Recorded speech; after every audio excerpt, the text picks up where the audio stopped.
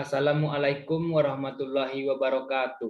Perkenalkan, nama saya Yoga Tama, nomor BP 1910842016.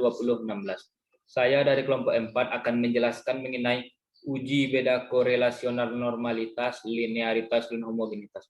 Baiklah, yang pertama saya akan menjelaskan mengenai uji linearitas. Baiklah, saya akan share screen dulu SPSS-nya. Baiklah, di tampilan SPSS ini terlihat datanya, saya sudah menyiapkan datanya terlebih dahulu. Baiklah, kita akan untuk menguji normalitasnya, kita pindah dulu ke variabel view.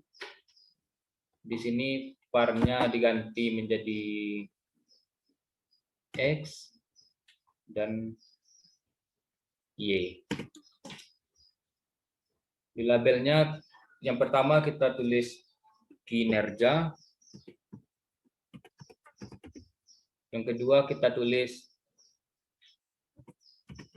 prestasi. Baiklah, setelah itu kita kembali lagi ke data view-nya.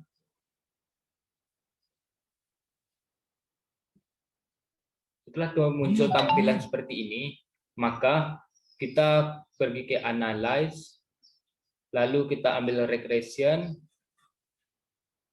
klik linear.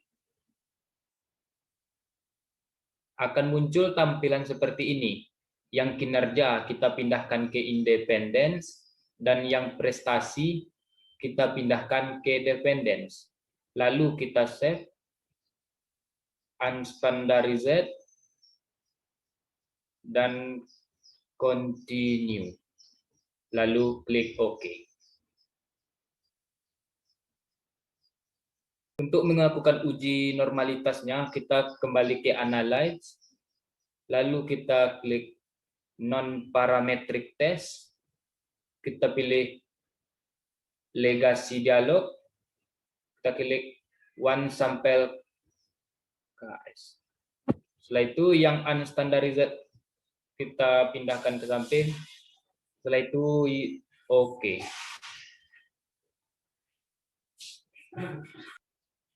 Berdasarkan hasil uji normalitas, diketahui bahwa nilai signifikansi 0,200 lebih dari 0,05, maka dapat disimpulkan bahwa nilai residualnya berdistribusi normal. Baiklah, yang kedua, saya akan menjelaskan mengenai uji linearitas. Baiklah, langsung saja kita search SPSS-nya. Baiklah, saya sudah menyiapkan datanya. Maka untuk melakukan uji linearitas, kita pergi terlebih dahulu ke variabel view. Di bagian name yang pertama diganti menjadi X, dan yang kedua diganti menjadi Y. Pada bagian label, yang pertama diberi nama kinerja, dan yang kedua diberi nama prestasi.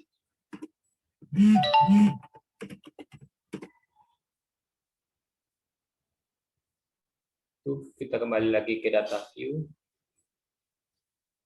Maka untuk melakukan uji linearitasnya, kita pergi ke Analyze, kita pilih Compare Means. Pada bagian kinerja, kita pindahkan ke Independent List, dan yang prestasi kita pindahkan ke Dependent List. Setelah itu kita pergi ke Option,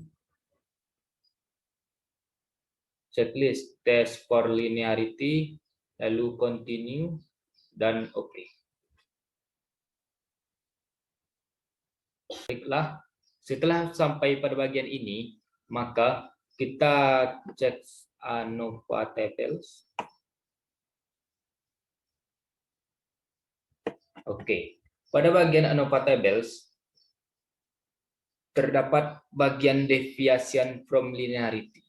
Perhatikan bagian tersebut, bahwa pada bagian tersebut kita akan melihat yaitu nilai signifikansinya yaitu 0,949.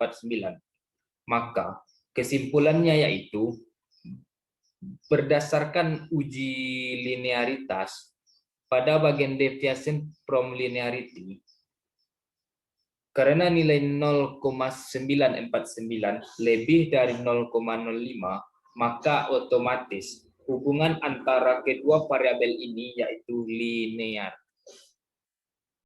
Baiklah, yang ketiga saya akan menjelaskan mengenai uji homogenitas. Baiklah, langsung saja saya share screen SPSS-nya.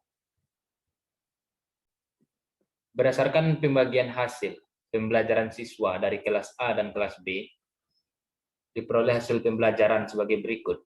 Lebih jelasnya dilihat pada bagian variabel view.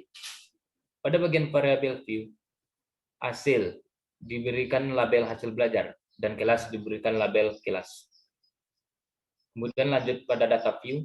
Pada data view, untuk menjelaskan mengenai hasil pembelajaran dari kedua kelas, yaitu kelas A dan kelas B, maka kita ambil tombol Analyze.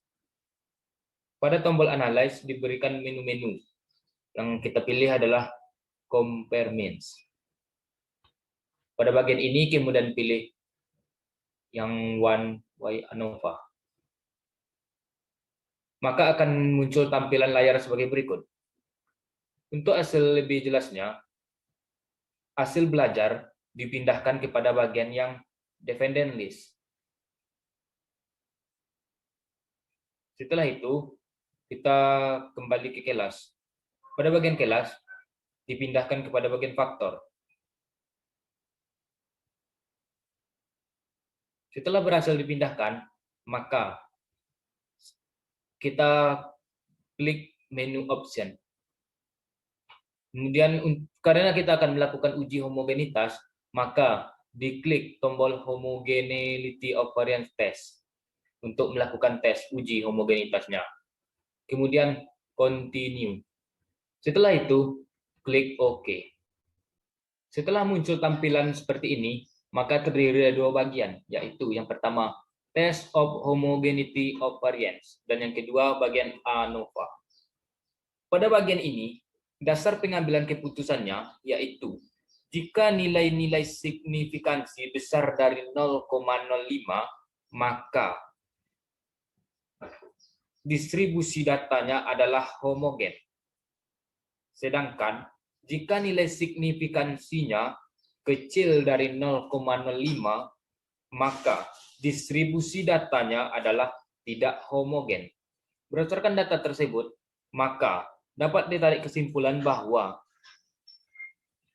antara kelas A dan kelas B mengenai hasil pembelajarannya yaitu homogen karena datanya lebih besar dari 0,05.